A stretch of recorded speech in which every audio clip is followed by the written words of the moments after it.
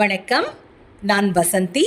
கொஞ்சம் சமையல் கொஞ்சம் தகவல்ல இன்னைக்கு நம்ம பீர்க்கங்காய் வச்சு அதில் ஒரு கடையல் எப்படி செய்கிறதுன்னு பார்க்கலாம்.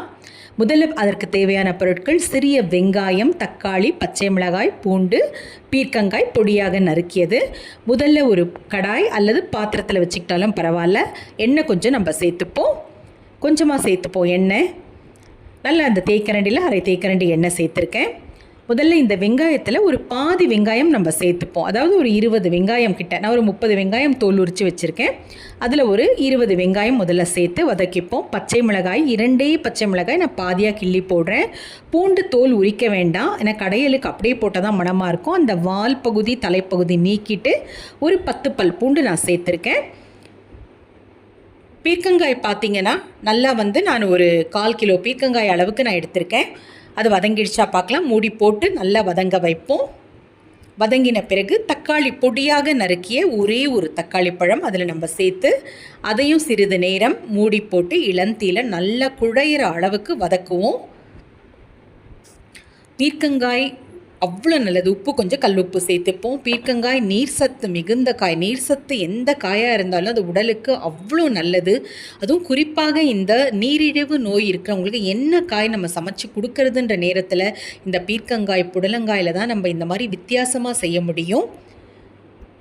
நல்லா அந்த தக்காளி குழையிற அளவுக்கு வதங்கணும். நல்லா அந்த கரண்டியில் போட்டு நல்லா கொஞ்சம் அழுத்தி விடலாம். நல்லா வதங்கி வரும்.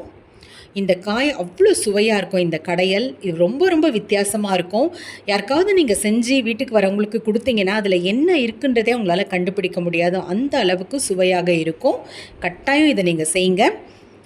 நல்லா வதக்கி விடுவோம். பீர்க்கங்காய் காயை நறுக்கும் பொழுது ஒவ்வொரு காயுமே கொஞ்சம் வாயில் வச்சு பாருங்கள். அதை சமைக்கிறதுக்கு முன்னாடி பொடியாக நறுக்கின பீர்க்கங்காய் நான் அதில் சேர்த்துக்கிறேன். ஏன்னா சில பீர்க்கங்காயில் ஒரு கசப்பு தன்மை இருக்கும். அப்படி கசந்துச்சுன்னா அந்த காயை நம்ம எடுத்துடலாம். நம்ம போட்டு சமைச்ச பிறகு ஐயோ கசப்பாக இருக்கே நம்ம கவனிக்கலேன்னு நினைக்கக்கூடாது. அதனால் பீர்க்கங்காய் மட்டுமே ஒவ்வொரு காயுமே சும்மா அப்படி ஒரு துண்டு எடுத்து வாயில் வச்சு பாருங்கள். நல்லா இருந்ததுன்னா விட்டுடுங்க. கசப்பாக இருந்தால் அந்த காயை தள்ளிடுங்க.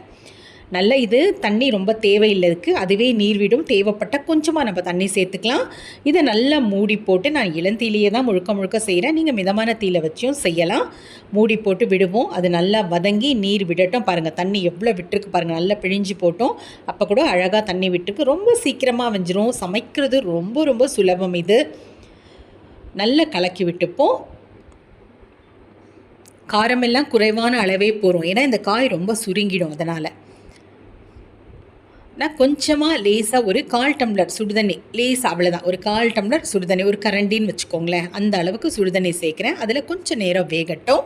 கடையிறது கூட ரொம்ப போட்டு அழுத்தி கடைஞ்சிடக்கூடாது. அந்த பச்சை மிளகாய், பூண்டு, வெங்காயம், தக்காளி இதெல்லாம் தான் கடைஞ்சி பீர்க்கங்காய் அப்படி லேசாக அப்படி மசிச்சா போகிறோம். ரொம்ப கடைஞ்சிட்டிங்கன்னா நல்லா இருக்காது. மறக்காமல் என்னுடைய காணொலியை பதிவு பண்ணுங்கள். பக்கத்தில் இருக்க மணி மீது அழுத்துங்கள். அடுப்பு அணைச்சாச்சு. இப்போ நம்ம ஒரு சட்டியில் போட்டு கடைஞ்சிடலாம். லேசாக மசிச்சா போகிறோம். ரொம்ப நம்ம குழம்பெல்லாம் கடையிற மாதிரி கடைய வேண்டாம். எண்ணெய் கொஞ்சம் இருந்தால் தான் நல்லாயிருக்கும். கடைஞ்சாச்சு. இப்போ திரும்பியும் அதற்கு ஒரு தாளிப்பு செய்வோம். எண்ணெய் கொஞ்சம் ஊற்றியாச்சு.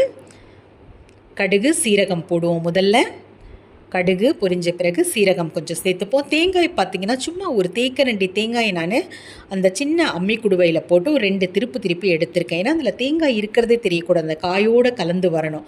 அதனால் சும்மா தண்ணி சேர்க்காமல் நான் சேர்த்து வச்சுருக்கேன். சீரகம் சேர்த்தாச்சு. உலர்ந்த மிளகாய் ஒரே ஒரு மிளகாய் கிள்ளி சேர்த்தா போருமானது.